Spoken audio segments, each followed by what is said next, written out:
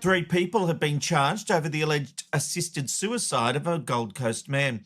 He is part of the story from tonight's edition of 9 News.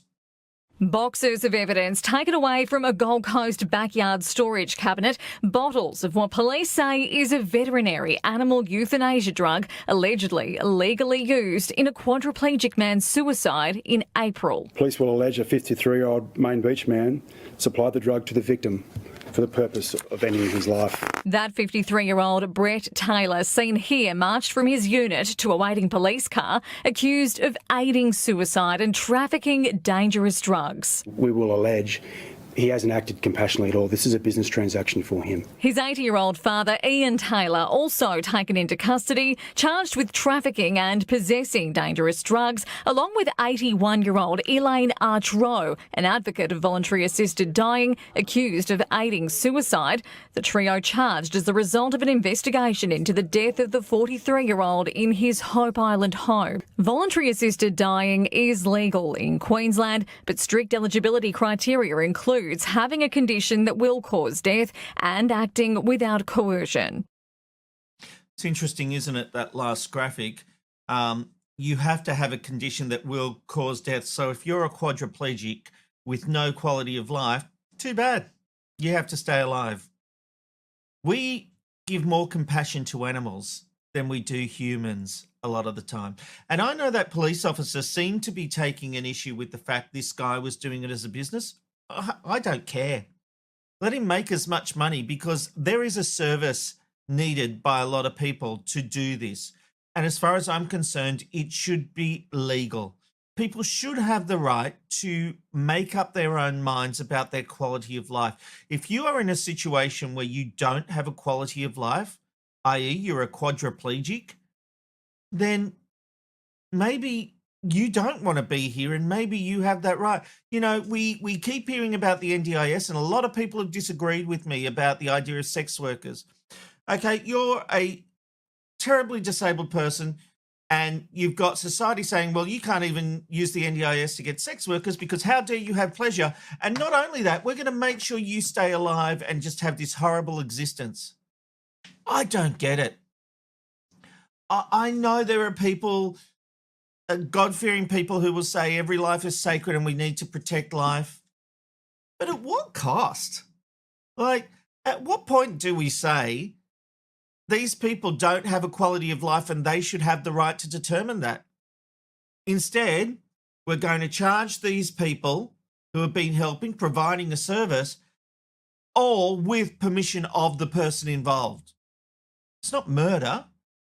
They're helping assisted dying. I don't understand. We've grown up in part in this country where it is legal under certain conditions, but those conditions are very hard. I mean, you basically have to be dying. It doesn't matter if basically you've got no quality of life because your body is so mangled, but if you're going to last a few more years, then no, you can't die. You basically have to have cancer or something. We need to grow up. We need to understand that, yes, life is worth living. And obviously, if you're a fit and healthy person, sure. But if you really have no quality of life, then maybe we need to let the individual decide. I find this story upsetting. These people will end up going to jail, and it will be horrible. But our society will do that, and we're going to put all these resources into Queensland is trying to deal with the youth crime problem.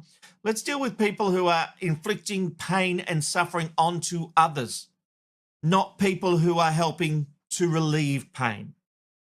How about we do that? Here comes McKnight Tonight. Okay, it's that time of the night. Time for this.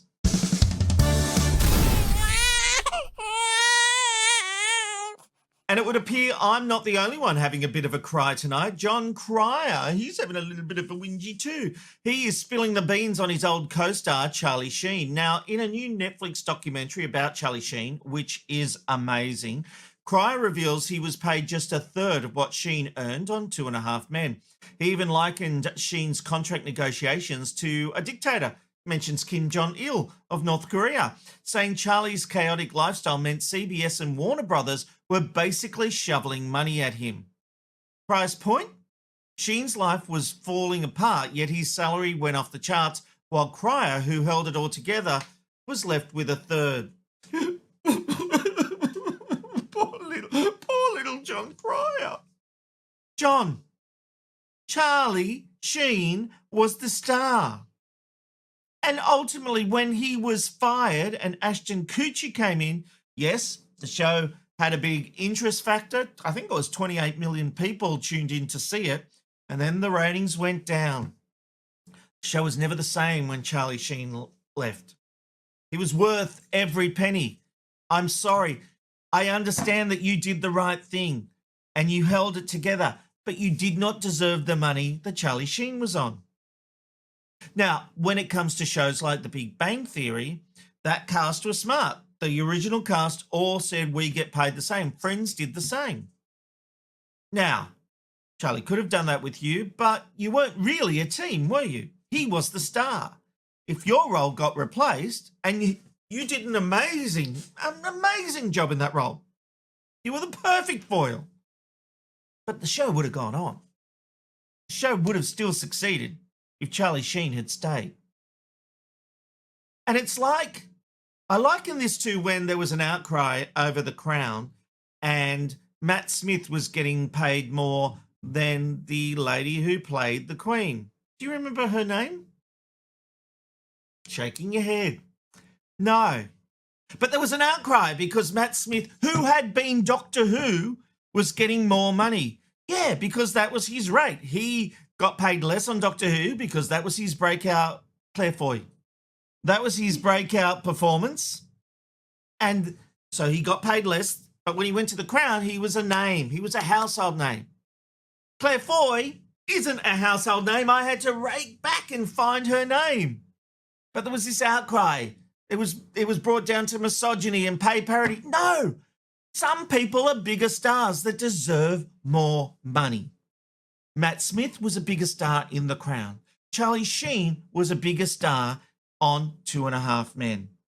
And that is why these people deserve more money. It is not about sex. It is not about gender. It is not about the color of your skin.